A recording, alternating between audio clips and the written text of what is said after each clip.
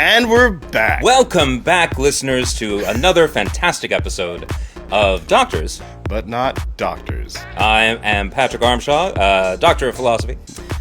And I'm Dr. Silverstein, also a Doctor of Philosophy in political science. Yeah, political science specifically, not medicine, not economics, neither sociology. No, but my master's degree has a heavy economics portion to it. Oh, crap, serious? Oh, wait, so you know stuff about that? I did. Oh. I know some things. Oh, damn, I'm gonna have to talk out my ass a little bit less often then. No, it's fine. It was a struggle, but I learned a lot. Well, that's the point of school, so that's good. That is the point of school, specifically the Florida State University. Yep. Go Noles. Go Noles. So we are coming to you live from my back garden today because it is beautiful. It's actually beautiful. It's like a spring day. It is. We are firmly in the middle of March now. It is amazing that it is still technically winter. Yes, we are definitely still in winter. It's theoretically in winter, and it still gets pretty cold here at night. Oh yeah, absolutely. I am in a jumper, but the fact is that I can see the sun. That's a sweater for those of you outside of the UK. That's true. This is how long I've been in the UK. I now say jumper as the go-to. Well, you got to talk to people here. You got to let them know. It's like, I want a jumper. Well, but everybody still says hoodie, so that's still You're a right. plus. Hoodie is universal. Yeah, it's universal language. In a number of ways, and it's a bit more sinister here than it is in other places. So let's end that and start talking about another simple, easy week. In very global calm. Politics. Nothing really to talk about particularly. I mean, except for there was that thing with the continuing resolution in the U.S. Congress where the Republicans, unable to come up with a full budget because people don't do budgets anymore, Chris. Yeah, that is weird that you consistently have to do continuing resolutions. We should explain what that is. We should probably explain what that is. So normally what a legislature would do is to decide on a budget. And in fact, according to Article 1 of the U.S. Constitution, it is the House's job in particular to propose a budget. The House has what's called the power of the purse. Yep. They decide how much money to raise in taxes. Yep. They decide how much money to spend and on what to spend it. And that's specifically because they are the House that is consistently reelected. Exactly. Every 2 years, the House of Representatives has to be reelected. So they are closest, in theory, to the people. That's at least how we're taught it. Absolutely. Well, that is very much how it was sold when they were trying to get people to vote for the Constitution. The Federalist Papers, which were, Madison and Hamilton's attempt to sell this turkey. And John Jay wrote a bunch. Well, John Jay did write a few. He wrote a few, so, we can't forget about John Jay. Yeah, I think we often do, because he only wrote like 7. Everyone always forgets about John Jay. Hamilton, he did like 60% of them. He did write most of them. He's the big balls of his day. I don't think he'd want to be known as the big balls. He might well not. He might well think that that's a terrible idea. But we're doing it anyway. But yeah, so when they were selling the Constitution and the Federalist Papers, the argument was precisely that the U.S. House of Representatives, being closest to the people, is precisely where the power to determine the money situation should be kept. And if you know the thing about Hamilton, that man took money seriously. Yes. Yes, he basically created the American system of banking. He did literally create the U.S. Treasury system, the whole concept of how the finances would work, and made sure that our debt got as low in interest rates in payment as possible. So he kind of made this whole turkey fly. Yeah, what he did. Yeah, it was a huge deal, and then he got shot in a duel because he's a dumbass. Just because he's smart with money doesn't mean he's not a dumbass in other ways. Let this be a lesson to you, people. Genius is not universal. No, genius is not universal, and just because you're smart in one area doesn't mean you're smart in another. Exactly. And just because you're rich doesn't mean you're smart either. Oh, absolutely. I just want to repeat that all the time, for as long as we're allowed to. I feel like that's probably a good thing to keep in mind. Yeah. As we look at a world controlled by massive capitalists. Yeah. But so, the legislature's job is to propose the budget. It's to come up with what is to be spent and how. Yeah. What's been interesting is that for the last, I don't know how long, but it has been over 10 years, I think. Yeah. There hasn't been a new budget because you can't get it through the House and the Senate. And that means that for the last, I don't know how long, you've had a situation where to keep the government funded, to prevent it from running out of money, to prevent a government shutdown, you have to keep having these continuing resolutions where everyone says, okay, we're just going to keep doing what we've been doing. Yeah. Same budget as last year, tiny little tweaks. but we're basically just we're gonna say, forget it. We'll come back to it later. Yeah. And there was just an attempt to do just that by the Republicans who control both houses of Congress. Yes. Now, Chris, how is that working out? What's been happening there? Well, you see, the MAGA party is made up of many different segments, some of whom believe that the government is inherently wasteful and shouldn't exist, and others who believe that there are some good programs, mostly defense, and some who are old school and think that, the country should probably run well, but they keep their mouth shut because they don't want to lose their jobs. Well, that's true, and possibly their heads. So, So these MAGA folk in the House of Representatives weren't all able to weren't all on board with the continuing resolution, but eventually they did get on board. But the important thing is that the Democrats were asked to sign up to it as well. Because ultimately they had to. Thanks to the filibuster in the Senate, you can't really pass most bills just because you have a silly thing like a majority. I'm talking about the House. Oh, you're talking about the House? I'm talking about the House. I'm so sorry. Yeah. Okay, we're jumping ahead. We're going to fix that in post, actually. No, we're not. These things happen. Really? Oh. These things happen. Oh, God, we're doing this without a net? Yeah, we're doing it without a net. It's all okay. All right. It's just a mistake. We'll correct it. I mean, I've corrected you, and therefore... Yeah, but then, Chris, people won't think that I'm omniscient. I can live with that. It's a risk you're willing to take. It's a risk that I'm willing to take. And fair play, I say. Yeah. So I was just talking about the House, and the House was able to get the continuing resolution passed without any Democratic support, and they made a very, very big deal out of it. But the problem is that it's not like the UK, where only the lower house gets to make a decision on money. Yep. The upper house has to agree as well. That is absolutely true. Which is the source of Patrick's frustration. It is the source of my frustration, Chris. It is, in fact, the source of quite a few people's frustration, according to the Internet. According to the Internet, yes. Yeah. So, as I very foolishly rushed in to try to say earlier, in order to get a continuing resolution passed, you have to get it past both houses. It has to go past the Senate as well. We're there now, yeah. And the problem is that in the Senate, you need more than just a majority to pass most bills. You need to pass what's known as the filibuster. The filibuster allows, a little bit over, I think it's 41 senators. 41 senators, Chris, am I right about this? To do what? To be able to block anything. Oh, right, yeah. No, the filibuster means that you need to have at least... you need 60 senators to stop a debate. Exactly. And if you don't have 60 senators to stop a debate, you can just keep that debate going on for as long as you want. Which means you never get to the vote, where you would only need a majority to win. Yeah. So it's basically a strong power of the opposition to stop the majority from doing what it wants. It's not in the Constitution. It's a creation of the Senate. Yep. And for many years, it's been a huge issue for Democrats because Republicans use it or threaten to use it to get their way.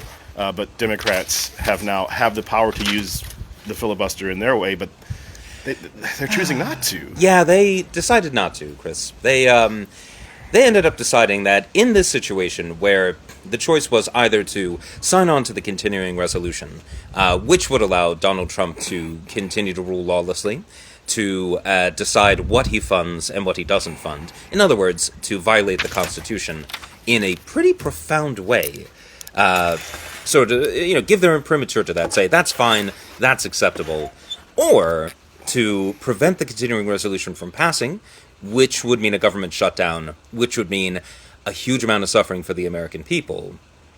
They decided that they didn't want to take that second step. They decided that 10 of the Democratic senators, I think there's 47 of them, right? Yeah, that's 47-52. Yeah. So, so 10 of the Democratic representatives, 9 and also Angus King is an independent who caucuses with the Democrats in Maine, decided that they would vote for the resolution, allowing it to get past the filibuster, which means that the continuing resolution will now go to President Trump to be signed, which means that there will be no government shutdown. And it also means that the Democrats have basically given away the only leverage that they have to try to rein in the lawlessness. Yeah. Now, there's obviously there are people who I wouldn't say are just on the left, but there's a lot of people who are anti-MAGA who are upset with the Senate Democrats, or those 10 Senate Democrats, for taking this step. And I listened to what Chuck Schumer said last night on voting for this, and basically he said, if the government shuts down, then the courts will shut down within a matter of weeks. If the courts shut down, then all those court cases that are trying to stop big balls, once an episode, by the way. Once an episode. Once an episode. Got it. To stop him and Doge and Musk from doing what they want to do. Without the government working as it is now, there are no blocks on the plane. There are no brakes on the train. Yeah. So you have this, and this is why I saw it a couple of weeks ago, a catch-22. Either you don't fund the government, or you don't back the continuing resolution, and the government shuts down, and the executive gets to continue to do what it wants to do with impunity, or you do back the CR, and they get a massive win. You're backing a lot of their financial plans, and you inherently accept their thesis for the management of the country. Now, because it wasn't the entirety of the Democratic senators, I don't think it's fair to say that the Democrats as a whole have capitulated to Musk. I think that's a fair point. Trump as a subsidiary of Musk. Indeed. But it is Musco. Of Musco, of the Muskrat Corporation. But it is important to realize that what's happening is that we have two different ideologies. The ideology that of the old school group of people who have who don't know how to play, who don't understand the prisoner's dilemma, as we discussed a few episodes ago. Yep. It's better to basically do the right thing as opposed to be an opposition party, and that's where I think the Democrats are failing, because America really has never. The Democrats have never truly been an opposition party, where the Republicans are only an opposition party. I think that's actually a really important point to make here. Traditionally, the Democrats are understood to be the party of government. And normally when you sort of say that, what you mean is they're the party that's in power most of the time, and so they're, the default is that they're the ones in charge. They're the grown-ups in the room. Exactly. For a long time in the United Kingdom, the Conservative Party was understood to be the party of government. Labour was understood to be the party of opposition. Yeah. That does not mean that Labour could not take charge of the government upon gaining a majority of seats, and in fact it did. Relatively often, but not most of the time. Most of the time it's been Tory. Yeah, but in the United Kingdom. I want to admit that, because it's not because the Tories are the adults in the room. Oh, well, they sure aren't now. Well, and to be fair, they weren't back then either. It's just that for a long time it was the assumption that the upper class would rule you. But they looked good in suits, Chris. And they went to Eton. They had the better suits. Let's be honest. They did have better suits. They did, because they have tailors. And they do. They can spend lots of money. I mean, Jacob Rees-Mogg's politics are ridiculous, but his suits are immaculate. He does fill out that absurd suit of his. Oh, Phil, he's a very skinny man. Yeah. I haven't seen him in a while, though. So yeah, that's true. Maybe he's put on weight. Maybe he's like, I don't care. Hasn't been hitting the gym. I don't care. Really? I don't care. I think he has a reality show, which I've never seen. I'm serious. He's a reality show. Please tell me his nanny is on it. I've never seen it, so I can't give you any details other than I know the show existed. That's okay. That's all the detail that I need, Chris. Yeah, that does the job for me. But we have slightly veered away from the continuing resolution. You're right. Enough of Tory suits. The idea of the party of government, then, in the case of the United States, it has a slightly different meaning. In the United States, to say that the Democrats are the party of government at this point basically means to say they're the party that thinks that government should exist and do things. Yeah, it's the party of status quo, stability, and, the system works and I'm going to make it work. Right, whereas the Republicans have, especially since the 1990s, really been the party of there shouldn't be a government, and if there is one, it shouldn't do anything to help people. It should never provide social services. It should not do things that would make life easier for people. No. It should fund the military quite strongly. That has been a pretty consistent point. It should ensure, the rule of law. It should sort of maintain the sanctity of contracts and what have you.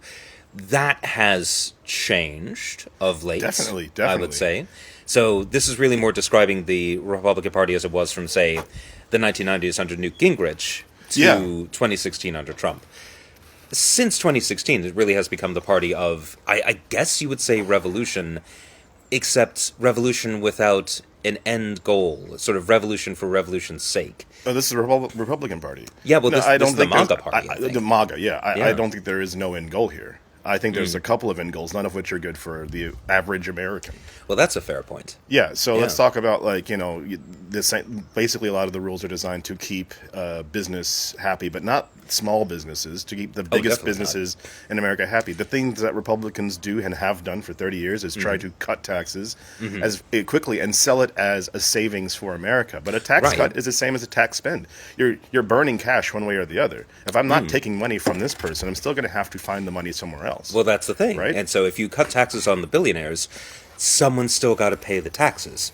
And either that's going to be everybody else right now, or it's going to be everybody else in the future if the government has to borrow the money. Yeah, exactly. Yeah, so any tax cut that's not sort of paired with a reduction in spending, you are absolutely going to be asking everybody else to pay for it. So if we're thinking about upper-class tax cuts, what we're really thinking about is, why should we give the billionaires all the money? What are they going to do with it?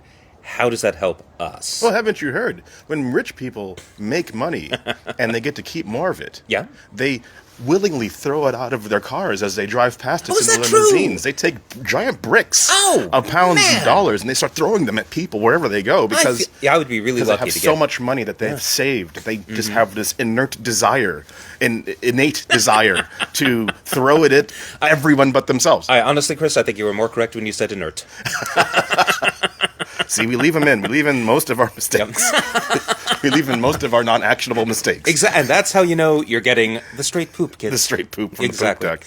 But other things to think about. I mean, we've obviously strayed away from the continuing resolution, but it's not a revolution with no plan. Think about the things that Doge is going after. Doge is going after all of these public services that people need, including the post office. It's going after Social Security. It will be going after Social Security. Oh yeah. So it started off with stuff that people kind of don't care about, but is already affecting people, like USAID, hitting farmers, Department of Veteran Affairs, hitting veterans. And now they're like, you know what really sucks? Social Security.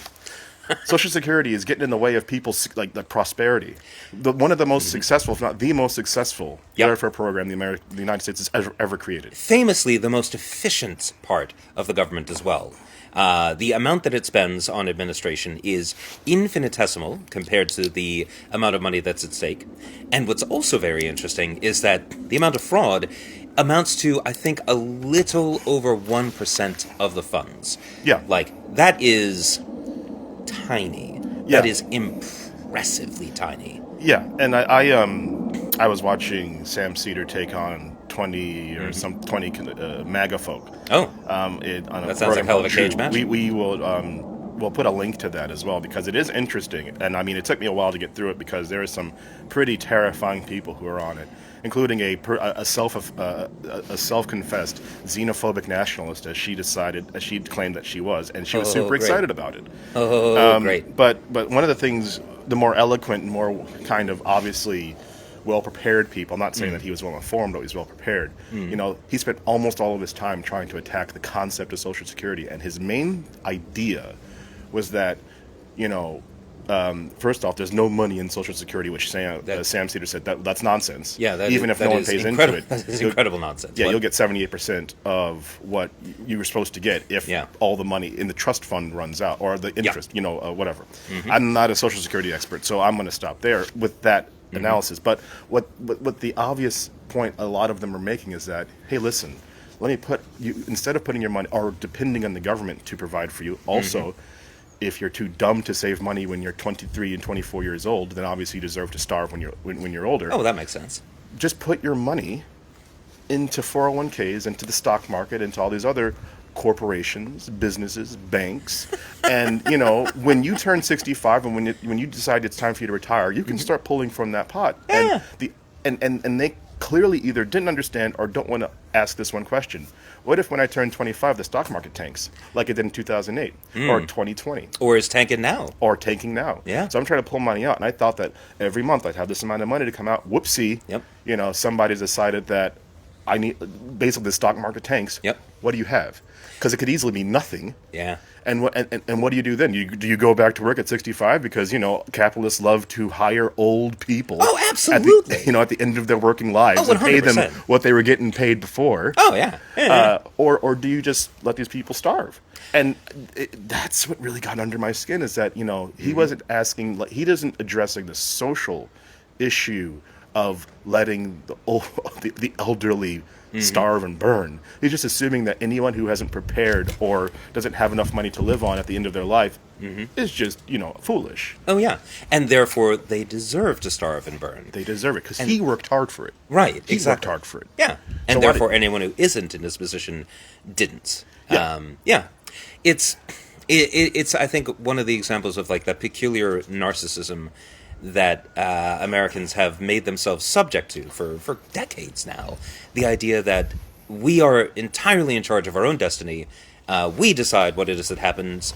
You could see this in terms of young people now talking about manifesting things. Oh, right, yeah. Which, that's not how anything works. Because if it did, everyone would be rich right now, Chris. Well, you just have to manifest the money that you want to spend or the money that you need. And it would just happen. Because the universe totally magic. Because the universe is magic. No one dies, Chris. No one ever dies. No one ever really dies. No, exactly. And so, comment in the comments if you know what that means. NERD. No one ever really dies. But that's very funny. But and also it's funny because these guys are parroting these lines, which I assume are given to them by Fox News or OAN, but definitely right-wing, outlets over the past 30 years. Yeah. And who's the direct short-term benefit of people dumping money into all these organizations? Well, that's a really funny question, Chris. I think it might be the people who already own everything. Right. Yeah. So the idea is like, don't, allow the government to guarantee that at the end of your life you'll have something to live on. Yep. Instead, give your money to J.P. Morgan. Exactly. Yeah. And in the short term, they're going to make all of the money in the world. Yes, they sure are. And maybe when you need that money, it might be there. Yeah. It might be there. Or maybe they decide to sink everything into the hottest new meme coin. Yes. Or maybe they decide that Melania coin is the way to go. Ooh, yeah. Now that's a coin with a real future, Chris. Absolutely. That coin, the Malay coin, the Trump coin. Yep. Yeah, because they're backed by so much. Yeah.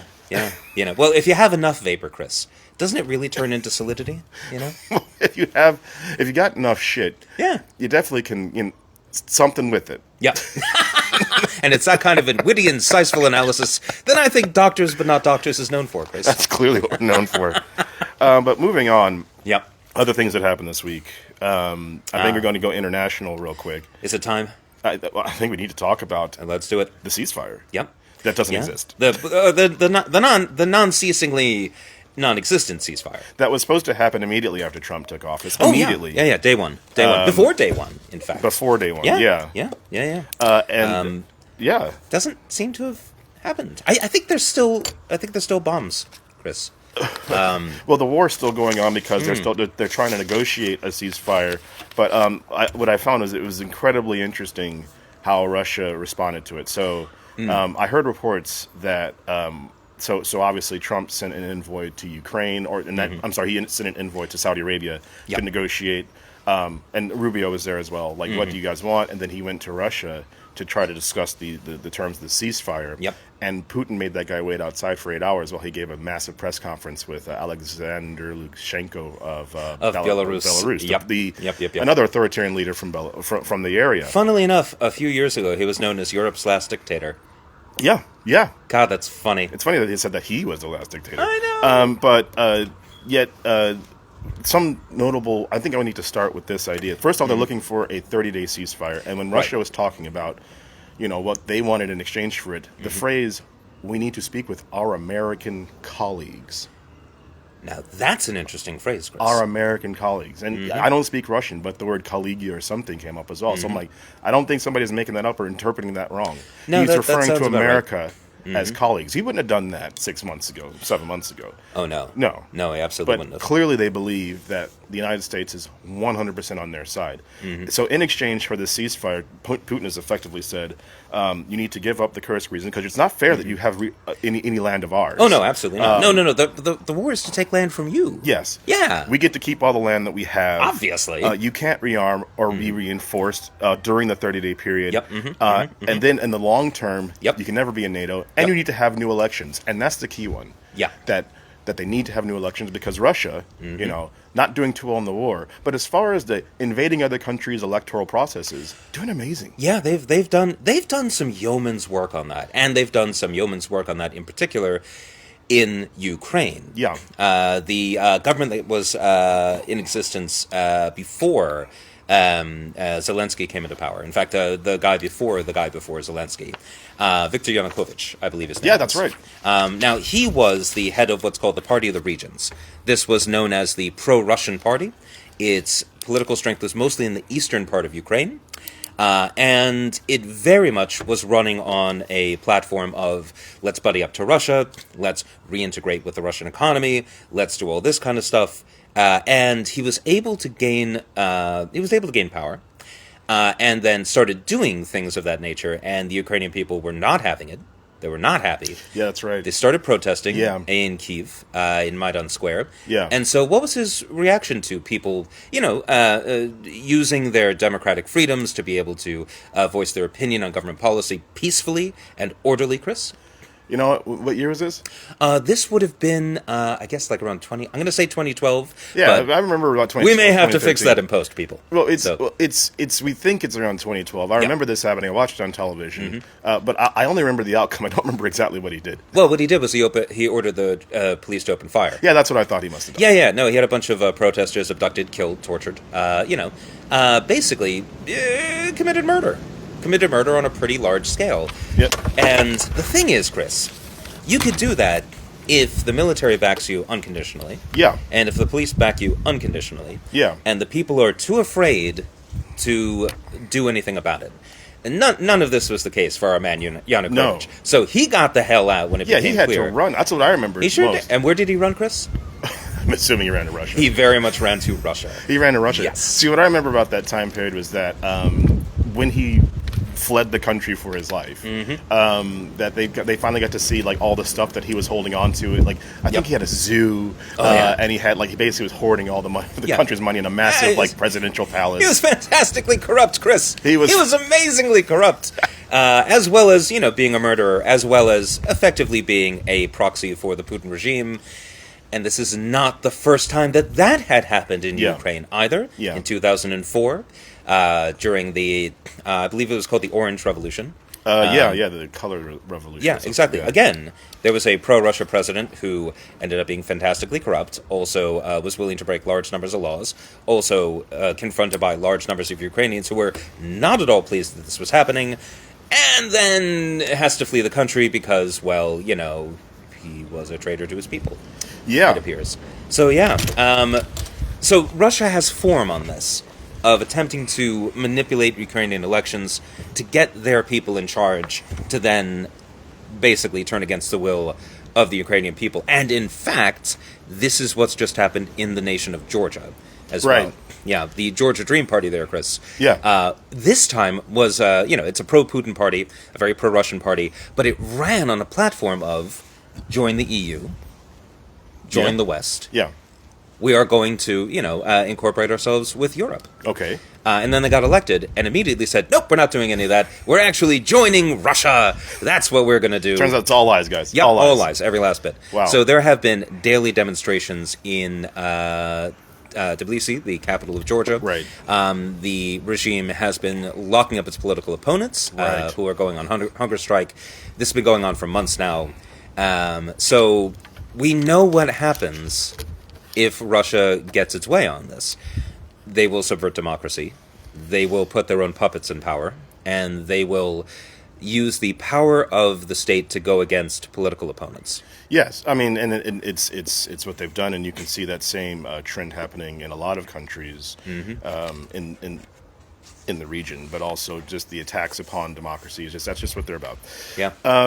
Yeah. So this is not a great deal for Ukraine, I think. Yeah, we're trying to say. Well, we're trying to say it's not a great deal for Ukraine, which is interesting, and also it puts Trump in an interesting position because Putin, obviously, he's put up unagreeable terms, right? If Trump agrees to these terms for Zelensky, effectively, then Trump is on board with the wholesale slaughter of tons and tons of people. Oh yeah, and that might get in the way of his peace prize that he wants. Do you think, Chris? It might. I don't know. I guess, come to think of it, it might be problematic. So, but Putin is not backing down because, like we said in the previous episode, everything that Trump has done has benefited Putin. Yep. Right? Shutting down Ukraine's intelligence, or access to U.S. intelligence, ceasing shutting off the flow of weapons. Yep, illegally, I might point out. Yes. Because that is this is money that has already been allocated specifically to that, I believe. So you have so if you were on Putin's, if I was to assume, or just a logical assumption here, I'm going to make the most ridiculous claims I can make because most likely you're going to be on my side. Now there's a risk that you might get sanctioned to hell again, but you're already sanctioned to hell. Putin isn't going to be hurt by that sanction. The Russian people are, but they haven't been. There aren't popular risings in the street because they're just going to get shot. Yeah. And killed or put into prison or poisoned or whatever. Or sent into the military to join the next meat wave. Or sent into the military along with the North Koreans. So that's what's happening over there. I want to tackle something that's happening over here, though. Ooh, go on then. I want to make sure it isn't so always America focused, even though it's mostly America focused. Because that's where the things are happening. But there are things happening here. I'm not going to talk about the NHS reform because I have to get my head around it. Yeah, that's a pretty big deal. For those of you who are following along at home, the Starmer government has said that they plan on abolishing NIH England. That is, no. Sorry, NHS. NHS England. The National Institute for Health England. I am so. This is my problem. Too American. Defaulting to. Good Lord. But yeah, so abolishing NHS England. That is not to say getting rid of the National Health Service. No. It means getting rid of a particular form of the bureaucracy of the National Health Service.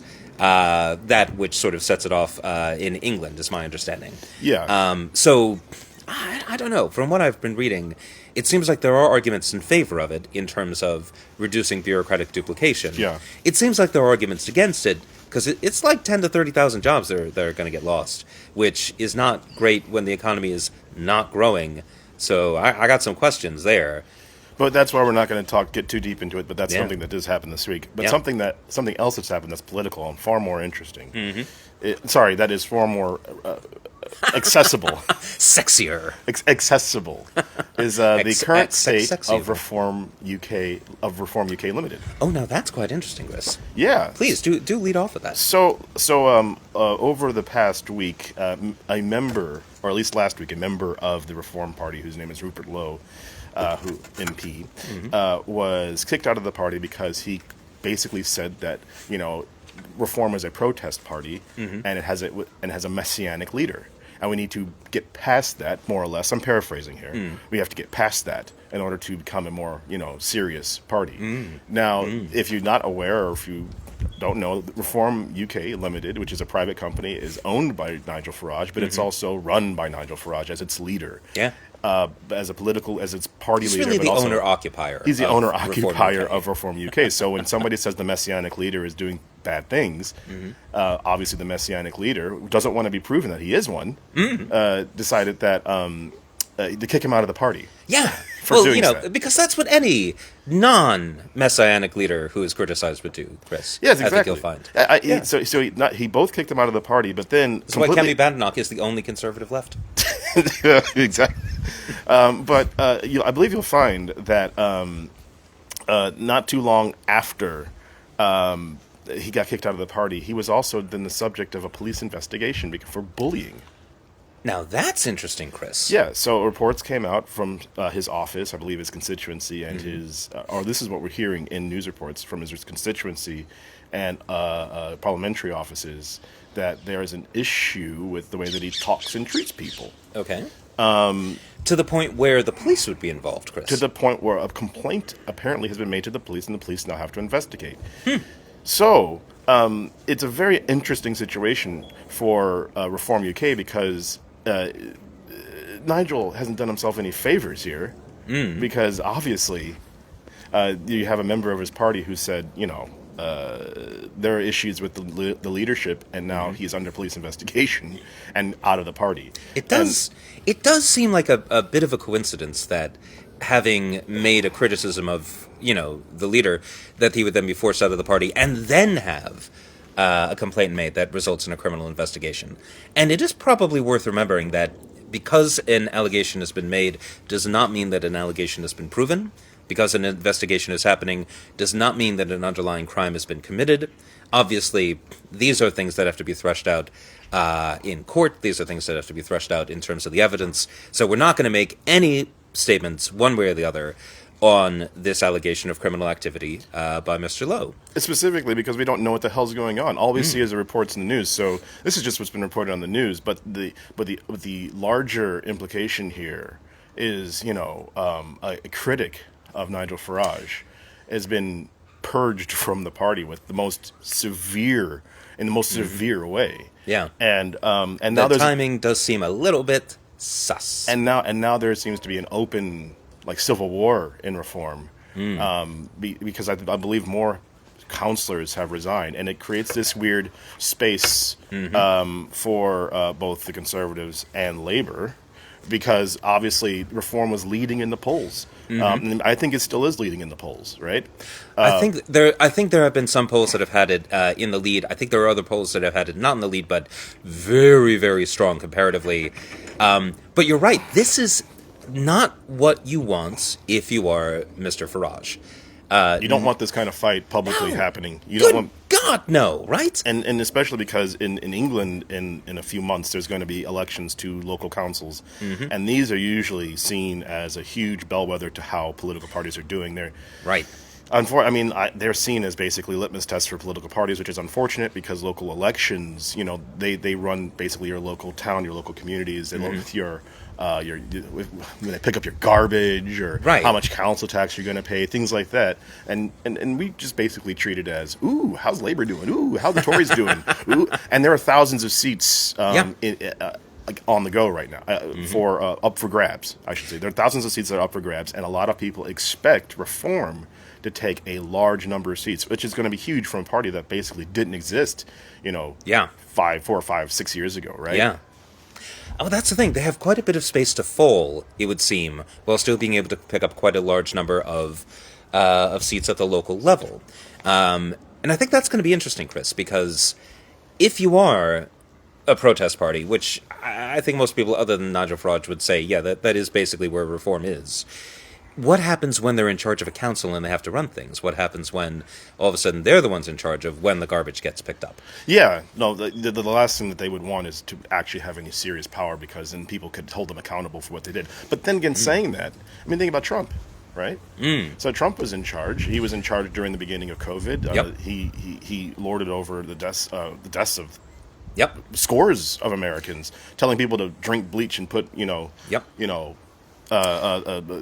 flashlights or light in the freaking. We could use the light. We could use the just put the bleach. If we could do something with that, just inject it. Yeah, we're looking into that. And people are for their heads in their hands. But here he is again. Yeah, as president. Yeah. So it's not outside the realm that they could be completely terrible at management, but people still like them because they have an overarching message of, beat up the foreigners. That's true. That's true. But right now they are front and center in the news for the wrong reasons. Where 6 weeks ago they were front and center in the news because people are like, this guy's going to be the next prime minister, or could be the next prime minister. Yep. Now he wasn't there at the time. They only were at 25-26% in the polls, and there's a number of other mitigating factors that prevent a person like or a party like Reform from getting the seats it needs. Right. But it is not impossible. Right. And the other side of the local elections is that if the Conservative Party doesn't do well, if they get hammered and they lose a bunch of local seats, who's going to pick up those seats? One, who's going to pick up those seats, but then what do members of the Conservative Party do? Yeah. If they see they're on a sinking ship and the ship is, are they going to want to stay on that ship out of loyalty? Or are they going to jump to the ship that's floating? That is more right than they are. That's more further to the right than they are. Well, it's a question, I suppose. On the one hand, if you are a right-wing Tory voter, And what matters to you is the sorts of issues that reform is really predicated upon. You've probably already jumped ship, I would think. If you're still with the Conservative Party at this point, I have to think it's because there's something about reform that rubs you the wrong way. There's something about it you're not a fan of. Maybe you're not a fan of, messianic leadership that is the sole owner-occupier of the party. So maybe you're not a big fan of Mr. Farage. Maybe you're not primarily motivated by sort of nativism and xenophobia. Maybe you're the sort of person who considers himself, or herself, quite liberal socially, but also, solidly conservative on economics. And you don't really have a place in reform, it would seem to me. Yeah, I think it's a lot simpler than that. If reform's winning, people are going to go with the winner. Oh, and it doesn't really matter. I think people are willing to, to cover their ears and close their eyes and hold their breath and just take the plunge because they're the ones who are winning and that'll keep them in power. And when I say members, I don't just mean the party members. I mean, councillors and members of parliament. I see.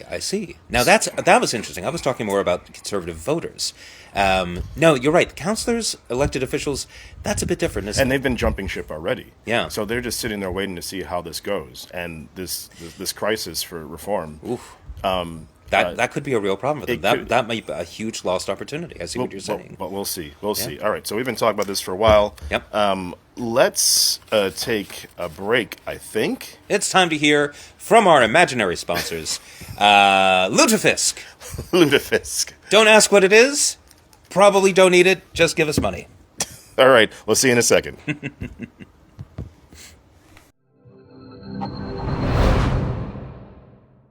And we're back. We are back. Welcome back, everybody.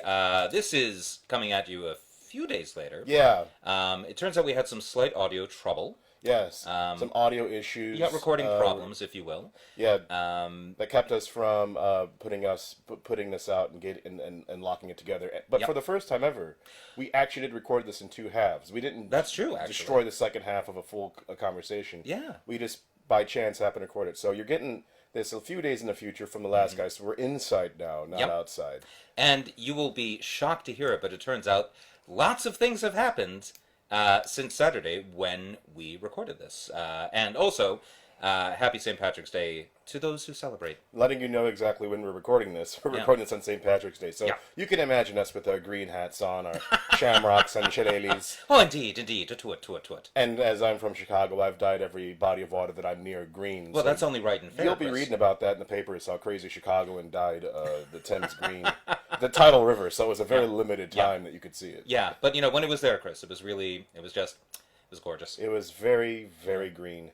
Yeah. So, let's get onto the topic that we were going to talk about. Yeah, which is the epic journey of Mr. Mahmoud Khalil. Now, Chris, you've been reading up on this topic, as I understand it. We've both been reading up on the topic, yes. Well, that's true, actually, but you kind of ruined my framing device that I had going here. Well, let's restart it. Let's restart that then. All right, let's try it again. Chris, you've been reading up on this issue, I believe. Yeah, definitely have. Well, look at that. Can you walk us through very quickly the saga of Mr. Mahmoud Khalil? Yeah, sure. Okay, so in short, he is a student or was a graduate student at Columbia University. Who was one of the people who led or organized the protests on the campus of Columbia University. Now, what happened on the campus of the Columbia University was that they were protesting against the retaliation against the October 7th attacks in Gaza. Mm-hmm. And we should note that Israel has once again decided to shut off all aid to Gaza. Yeah, and not just aid, but also food, because people don't need food, Chris. Yeah. Yeah, so, to live. To live. So what he was protesting against is still very valid today. And what the students did at the time was they did what was called a live-in. They put up tents, and they basically lived in on the college campus, mm-hmm. and they wanted the people who run Columbia University to divest their funds from Israeli sources. So basically, universities have funds, and they can put those funds in banks or mutual funds or whatever, and they want to make sure that those funds that the university is benefiting from aren't being benefited from what's happening in Israel. Yeah. That's what's happening, yeah. I believe that those kind of actions, right, sort of, occupying university buildings and whatnot. This is somewhat reminiscent of student activism in the 1960s, in the anti-Vietnam War movements. So it's interesting to see sort of college students in this day and age reaching back for those tactics from the past. It's also been really interesting to see the very, very different response that seems to be going on here. Yeah, the university was very clear that students needed to clear out after a while. Basically, they said, you've had your time, but this protest is now over, and they said, we're not going to stop until, you would acquiesce to our request, to which they said, you're not going to be graduating. You basically, you're going to be eliminating your entire college career if you don't comply. And some of them didn't, and some of them lost everything. That is true. Which is the price you pay when you effectively have values. And you say that my values are worth more than the piece of paper that I'm wanting to get from a university. It's a lot of money to go to Columbia, so it couldn't have been that easy of a choice. No, that's quite a big thing, I think. And it's a real indication of the sort of depth of feeling that a lot of the student protesters were coming from. But what's interesting about the case of Mr. Khalil is that he was one of the leaders of this protest. He was one of the public faces of it, which meant that he was on video during the protests without a mask and speaking and whatnot, and so clearly identifiable. What seems to have happened is that right-wing activists on the internet, looking through footage, looking for protesters to identify, appear to have settled on him as a sort of test case. And so they made a big stink about it on the internet until the Secretary of State, Marco Rubio, appears to have taken notice of him. And what happened next is, quite frankly, Chris, scary. Well, it's a huge... What happened next is why we're talking about this. First off, what's happened? Do you want to talk about what happened next? Yeah, if you don't mind. Yeah, go right ahead. So, a few days ago, Mr. Khalil was coming home from dinner with his wife. His wife, it should be noted, is an American citizen. His wife, it should be noted, is 8 months pregnant. And it should also be noted that he has a green card. Yes, this is a very important part of the story. Mr. Khalil has a green card, so he is here as a permanent resident of the United States. So coming home from dinner, they are approached by several, agents of the government. Now, these agents of the government do not really identify themselves, to my understanding, but it is believed that they are working for the Immigration and Customs Enforcement Authority, in other words, ICE. He is arrested, and they then take him into custody. When he asks why they're doing this, he says that the Secretary of State has basically taken away his student visa. Right. Which is interesting, Chris, I think. Yeah, that's very interesting because they said your student visa is no longer valid, which... how did he respond? Well, he did respond by pointing out that he wasn't on a student visa, but rather had, as we mentioned, a green card, which is a very, very different thing. How did the ICE agents respond to this, Chris? They said, I don't care. Now we're going to just take you in, and now you don't have a green card. Yeah. What they said was, in that case, the Secretary of State has taken away your green card, too. And then they took him away. And what's very interesting is that they told his wife, number one, to go away or they would arrest her too. An American citizen. Yeah, American citizen, violating no laws, it should be pointed out. But so they told her that they would be taking him to a holding center in Manhattan. When his lawyers then sent in a writ of habeas corpus to the Southern District of New York, specifically asking that the government show cause as to why they had arrested him and what on earth is going on. At that time, he was still in New York, but not for very long, because the government was in the process of moving him from New York down to Louisiana. Yeah, that's a problem. Yeah. You might be wondering, why Louisiana? That's a long trip. That's got to cost some government money. Yeah. What's that about? As we are in cost-saving mode right now. Well, exactly, it would right? be easier to try him in New York. You would think. New York being right there, where Columbia University is. Yeah. And everything appears plenty to have of courthouses. happened. Plenty of courthouses. Yeah, there's quite a few. And they're very lovely. Yeah. But no, they sent him down to Louisiana. And the reason why they did that is this. Louisiana is part of the 11th Court of Appeals. What is important about that is that the 11th Circuit is notoriously conservative, but not just conservative, specifically conservative along the lines of being very, very, very pro-Trump, very pro-MAGA, very willing to issue rulings that in several cases have been not well received by the legal community. Yeah. In fact, completely, dare I say, bonkers. You don't have to dare to say it. You can say really? Can I say bonkers? I'm going to say bonkers. I'm saying bonkers, because Chris. There's freedom of speech. You can say something. That's true. We have freedom of speech under the Constitution, Chris. Well, yeah. Well, you'd think. Well, it's still there. It just needs to be enforced or restricted as those particular courts deem fit. Exactly. So this is kind of the issue. Now, it should be noted that under the immigration and naturalization statutes in the United States, the Secretary of State does have the right to revoke someone's green card if they have committed a crime of moral turpitude, which is always a fun phrase. I love saying turpitude. Moral turpitude. Yeah. If they have shown themselves to be dangerous to national security, if they have engaged in material support for terrorism, things of this nature. However, the statute does say that the Secretary of State has to make this determination on reasonable grounds. And I want to bring up that word reasonable, Chris. Okay, yeah. Because a lot of people hear this word and they think, oh, well, reasonable could be anything. And actually, that's not true legally. Really? Yeah. No, I didn't know that. What does reasonable mean in terms of the law? It means, do the judges agree that that's a reasonable thing? Mm-hmm. It's for judges to determine what is reasonable and what isn't. And that's important, because that means that the Secretary of State doesn't have the power to do this without providing due process. Right. So in order for the Secretary of State to actually revoke a green card, he's going to have to show cause. He's going to have to bring Mr. Khalil in front of an immigration judge. Mr. Khalil will have the right, under law, to an attorney, and the onus will be on the Secretary of State to prove, beyond a reasonable doubt, that Mr. Mahmoud has done something that would activate the Secretary of State's power to take away his green card.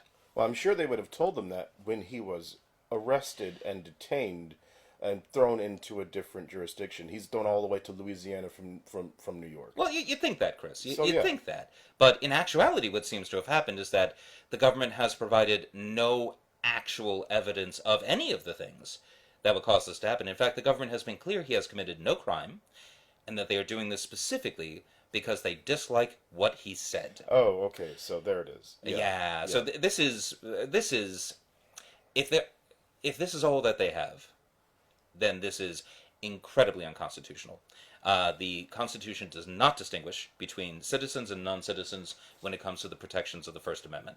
Right. And in fact, it is quite clear from the statutes and from case authority that you cannot throw someone out of the country for conduct that would be legal if they were an American citizen when it comes to speech. Okay. And there's absolutely no doubt that providing vocal support for the Palestinian cause does not rise to the level of material support for Hamas. Yeah. In fact, even if you were a vocal supporter of Hamas, but you didn't provide them weapons or money or aid or support or things of that nature, none of that would be material support. And so none of that would really fall underneath the law, at least as I understand it. And it's also important to note that, from what I understand, he wasn't participating in the live-in portion of the protest. That is my understanding as well. So it does not appear that Mr. Khalil has broken any laws. He's just being punished for his speech, and this is unconstitutional. It is on its face unconstitutional. It's a violation of the First Amendment. So... So, this is really this has set a bit of an issue for people who are fans of law and order, Chris. People who are into maintaining America as a constitutional republic.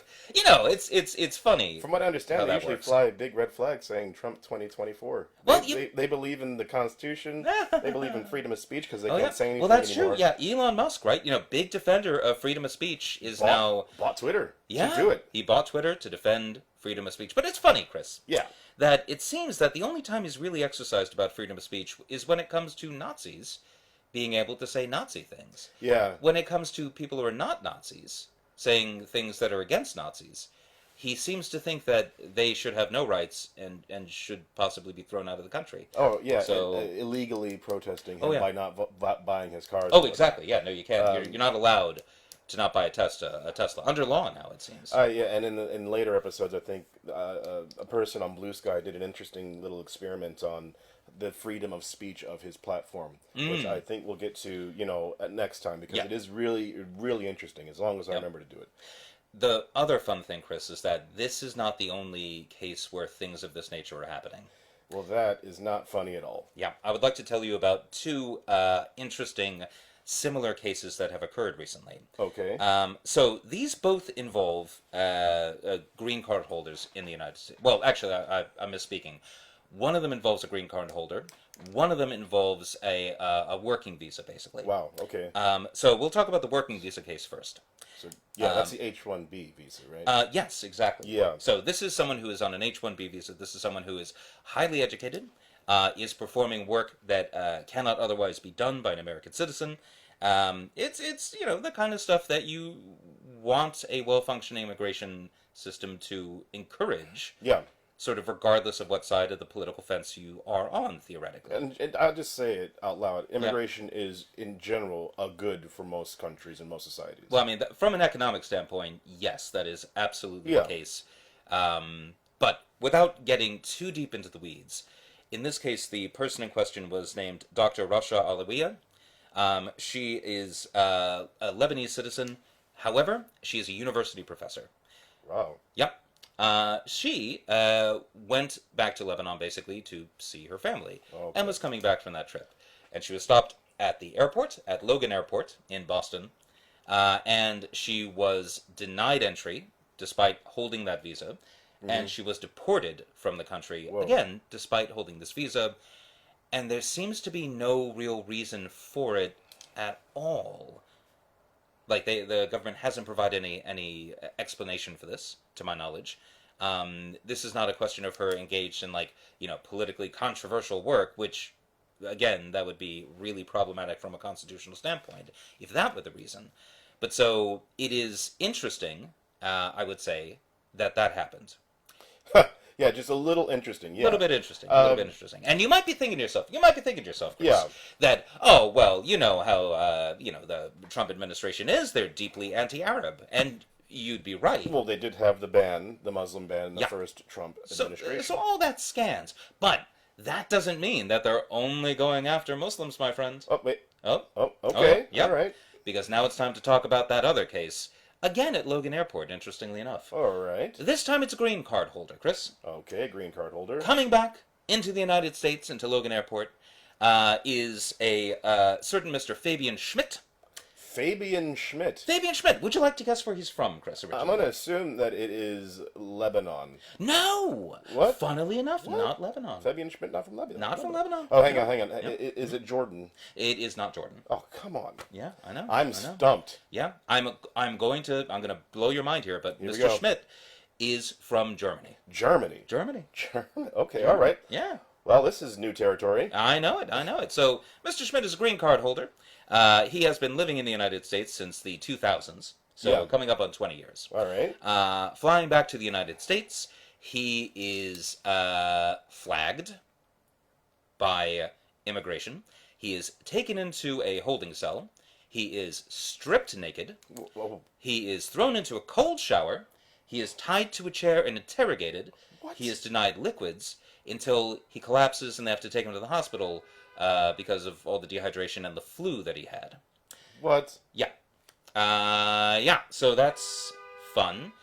And that is the kind of thing that is happening, and it seems that they're just flagging people, and I have some questions as to why this is occurring. So, before we move on, it's very important to realize why we're talking about this, and we'll go a little bit longer here, because this is seemingly the beginning of a multi-pronged attack on the concept of freedom of speech. Yeah. So Mahmoud Khalil did not commit a crime. All the thing he did was he was effectively pro-Palestine. Yeah. And what the Rubio and the Trump administration, the MAGA folk, are saying effectively is that he is being anti-American, and therefore that's the reason for him to be kicked out of the country. Yeah, that to be pro-Palestinian is by definition anti-Semitic and anti-American. Yes. But for now, it is not a crime to be pro-Palestinian. I'm hearing rumors that they're going to try and make it a crime. That would be the MAGA folk in the House of Representatives and in Congress. And you talk about this person, Rasha, and Dr. Rasha, and you talk about Fabian Schmidt. I wonder what they've written, and this is why I want to talk about this, because it seems that these are probably targeted stops, and I will look into this once we're done and see if these people have written anything that's either pro-Palestine, pro-Europe, pro-Ukraine. Who knows? And then all of a sudden they got to get out of the country. And I think there's a lot of people who assume that, oh, it's just foreigners. Who cares, right? It's not, they can't hurt me. I'm an American citizen. Some people might say, you can't hurt me. I voted for Trump. Yeah. And yet, leopards, they got a hunger, and faces are tasty. Faces will get eaten. If they can make these first few attacks upon free speech stick, then they know they can go for the next line, which is naturalized citizens. Now, before we get there, moving back once more to Columbia University. So, obviously, people at Columbia University are feeling that they're underneath the eye of Sauron. Yeah, it does seem like if you're a student at Columbia University, you're feeling a little bit as if they're out to get you. And so, Jelani Cobb, who is the dean of the Columbia University School of Journalism, basically told all of his students who are not American or who are not U.S. citizens to take down all posts they had on social media regarding Palestine, Ukraine, or anything anti-Trump. He basically said, cleanse your feeds, and if you're pro Mahmoud Khalil, take that down too. And when a Palestinian student stood up and protested it, Jelani Cobb basically said, we can't protect you. These are very dangerous times. You need to protect yourself, because clearly, and what he was implying is that someone's coming for you. And that in America in the 21st century should be chilling. Now this is worse than McCarthy. Oh, considerably. Right? McCarthy just had those committee hearings, right? He didn't have control of the executive branch. He wasn't able to throw people in jail without, without reason, as it happens, is what the Trump administration appears to be doing now. McCarthy was able to destroy lives. Yes, ruin lives. He did an amazing job of doing that. But the Trump administration is using the power of the executive. They are disobeying the Constitution. They're disobeying court orders now, Chris, as well. Completely disregarding court orders, again, in regard to immigration. And I think you're absolutely right to say that this is an indication of the fact that it's the beginning, it's not the end. And if you think that we're being a little bit, chicken little about this, consider the following. One of the first things the Trump administration did was purport to eliminate birthright citizenship. First thing. And the thing is, legally speaking, he can't do that. That's not a power the president has. And the executive order didn't make any sense. Oh, yeah. Well, it's the whole thing is gibberish. It always has been. But the claim that you can only be a birthright citizen if what was it that he was? It was if you were under the jurisdiction of the United States of America when you're born, you're a birthright citizen. But if you're not under the jurisdiction of America when you're born, you're not.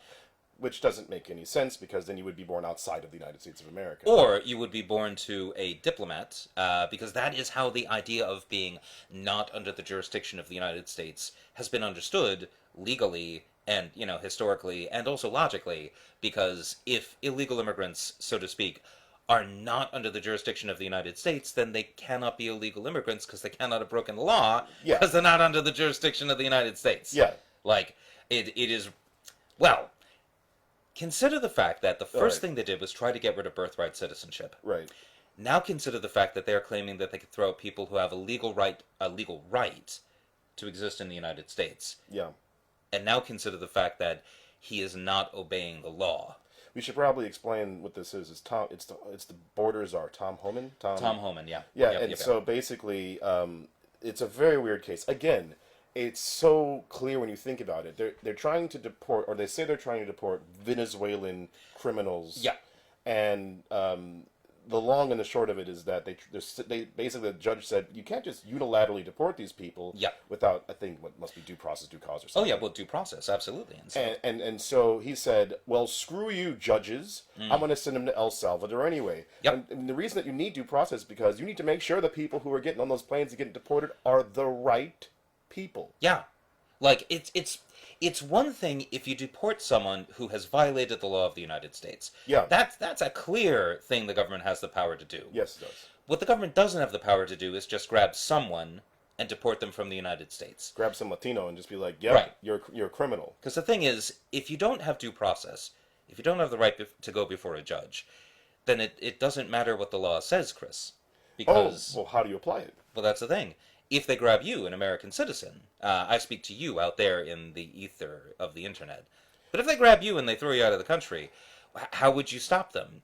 You would go before a judge, right? Well, if they say, oh, we're not bringing you before judges. We're just putting you on a plane. Then it doesn't matter if you're an American citizen. So, yeah, it's a pickle. It's a real pickle, Chris. He's being nice. It's more than a pickle. I mean, the problem is like, it's kind of like with Putin and invading Ukraine, and people think, oh, he just wants the little bits of Ukraine, and then he's just gonna stop eating. Yeah. He has an insatiable appetite for countries, and he's just getting started. Why would the border czar or the Trump administration just stop with this one person or this one group of people? Because it's just getting bigger. It was starting with Mahmoud Khalil, but now it's getting bigger to other random people who are coming into the country who have the right to be here, getting even bigger with these criminals that he's trying to deport. But are we sure all of them are criminals?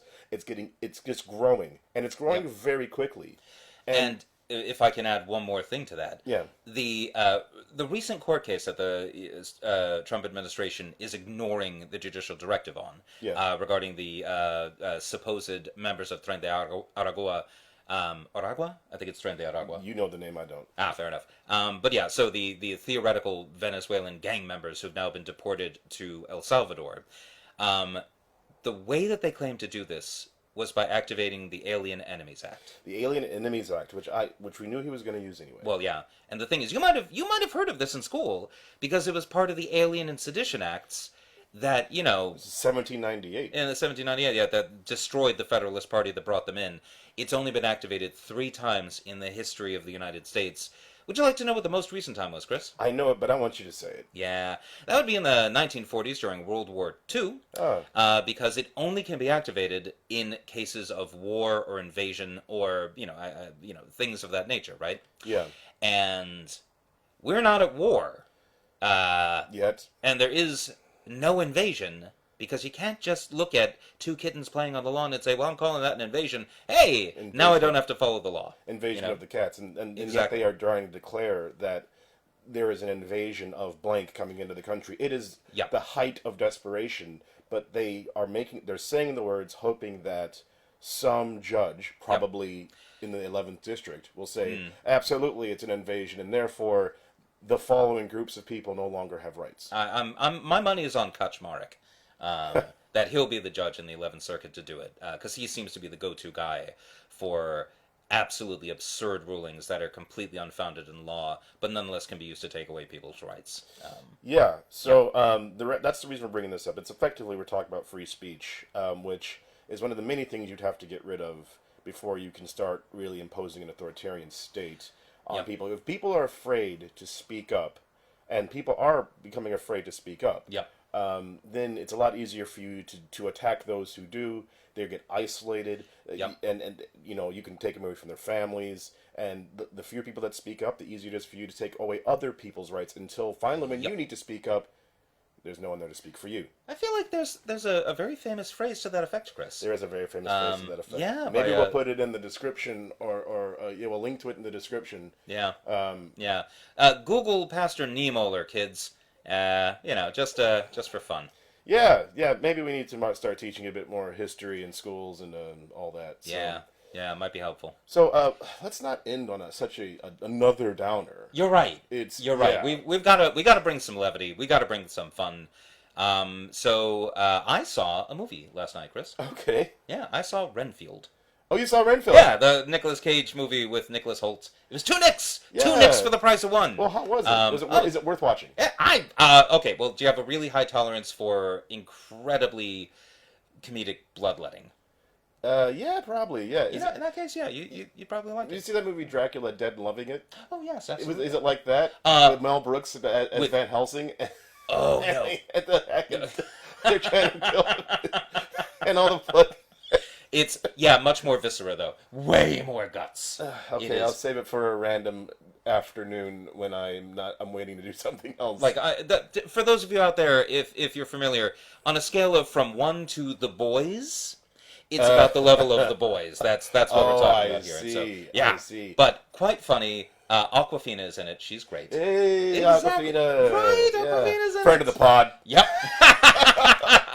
Or rather, if she'd like to be a friend of the pod, oh my God, we'd be so happy to have you. Yeah, we'd be happy to talk to you, obviously. Big fans over here at Doctors, not Doctors. Doctors, not Doctors, exactly. Yes. Yeah. So, so I think that's enough for this round. We'll be back as soon as we can because, letting you know, because today is St. Patrick's Day. Yep. Tomorrow, Trump is going to apparently talk to Putin, and they're going to divvy up Ukraine like the Europeans divvied up Africa. Yeah, just carving it on up there, like the Molotov-Ribbentrop Pact. Yeah, so we'll have to wait and see what the outcome of that is, but obviously we'll be talking about that in the next show. So if you have any questions, if you're still listening, thank you, and leave a comment, like, and subscribe if it's on YouTube. We're going to expand onto other media. And finally, obviously, we're trying new things with the sound, and over the next few shows, we're going to try to get actual microphones. Yeah, this is not our final form, people. This is just the first form. Exactly. This is just the first form. So, as always, I'm Dr. Silverstein. I'm Dr. Armshaw. We are doctors. But not doctors. Good night, everyone.